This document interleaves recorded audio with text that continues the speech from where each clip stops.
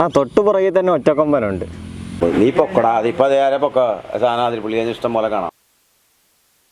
ഇതുവഴി ആന പോയ കാൽപ്പാടാണേ. ഹലോ ഗൈസ്, അപ്പം ഞാനിന്ന് പുതിയ വീഡിയോ ആയിട്ട് വന്നിരിക്കുന്നത് കാലടിയിൽ നിന്നും മലയാറ്റൂർ പോകുന്നൊരു റൂട്ടാണ്. നല്ല ഭംഗിയാണ്, മനസ്സിന് കുളിർമയേകുന്ന കാഴ്ചകളുമാണ്.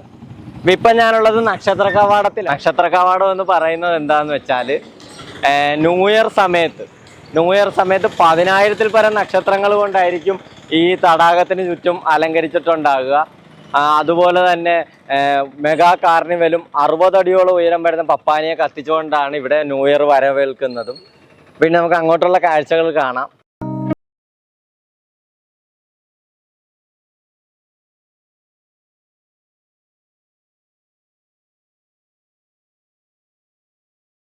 പോകുമ്പോൾ ഒരുപാട് ഇങ്ങനത്തെ കാഴ്ചകൾ കാണാം. അതുകൊണ്ട് വണ്ടിയിൽ ഒരുപാട് സ്പീഡിൽ വരരുത്. അധികം വളവുകളിലും ഒരുപാട് പശുക്കളെ ഇങ്ങനെ അഴിച്ചു വിട്ടിട്ടുണ്ട്.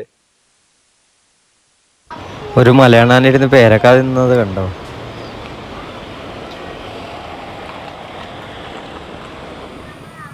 ഒരു 4 മണിക്ക് ശേഷം ഈ പ്ലാന്റേഷൻ്റെ ഉള്ളിലെല്ലാം ആന കാണും കേട്ടോ. ഇതുവഴി ആന പോയ കാൽപ്പാടാണേ. ഞാനിപ്പോൾ ഇതുവഴി ഇങ്ങനെ നടന്ന് വണ്ടീൻ്റെ അടുത്തോട്ട് പോയപ്പോഴാണ് ഇത് ശ്രദ്ധിക്കുന്നത്. 2 സൈഡിലും ഉണ്ട്. കാലടി പ്ലാന്റേഷൻ ഹയർ സെക്കൻഡറി സ്കൂളിൻ്റെ ബാക്ക്ഗ്രൗണ്ട് കാണിച്ചു.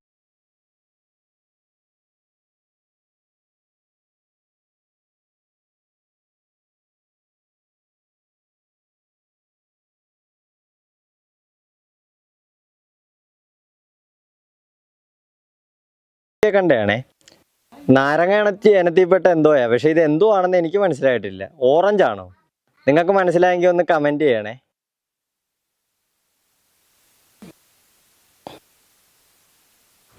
പേര് പറഞ്ഞ പേര് അഷ്കർ. നീ പൊക്കടാ, അതിപ്പോ അതേരെ പൊക്ക സാധനം അതിൽ പുള്ളി ഇഷ്ടം പോലെ കാണാം. മലയണ്ണാനൊക്കെ പിന്നെ മലയണ്ണാനെ പൊളിക്കും. എന്താ അല്ലേ വ്യൂ. ചാലക്കുടിപ്പുഴ നല്ല ഒഴുക്കുണ്ട്. ഇവിടുത്തെ കൊമ്പനാനകൾ നീരാടുന്ന സ്ഥലമാണ്. ഈ ഏഴാറ്റുമുഖത്തിനൊരു പ്രത്യേകതയുണ്ട്. എല്ലാ കാടുകളിലും പിടിയാനകളാണ് കൂട്ടത്തോടെ നടക്കുന്നതെങ്കിൽ ഏഴാറ്റുമുഖത്ത് കൊമ്പന്മാരാണ് കൂട്ടത്തോടെ നടക്കുന്നത്. ഈ പുഴയിൽ അവർ കുളിക്കുന്ന ഒരുപാട് വീഡിയോകൾ ഞാൻ കണ്ടിട്ടുണ്ട്. പക്ഷെ ഞാൻ വരുമ്പം മാത്രം ഇവിടെ ഒരാനകളെയും കാണത്തില്ല.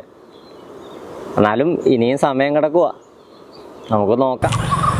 അങ്ങനെ ആനയെ കണ്ടില്ല എന്നുള്ള സങ്കടത്തിൽ തിരിച്ചു പോകുമ്പോഴാണ് അതേ നിൽക്കുന്നത് നമ്മുടെ ഏഴാറ്റുമുഖം ഗണപതി.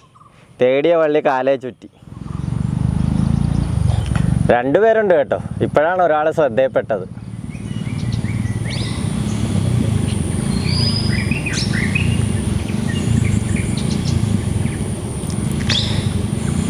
ഇന്ന് ഞായറാഴ്ച ആയതുകൊണ്ട് ഇവിടെ ഒരുപാട് തിരക്കുള്ളത് കൊണ്ടുമാണ് റോഡ് സൈഡിലോട്ട് വരാത്തത്. അല്ലാത്ത ദിവസങ്ങളിൽ എപ്പോൾ ഇതുവഴി യാത്ര ചെയ്താലും ഈ റോഡിൻ്റെ സൈഡിൽ ഗണപതി കാണും.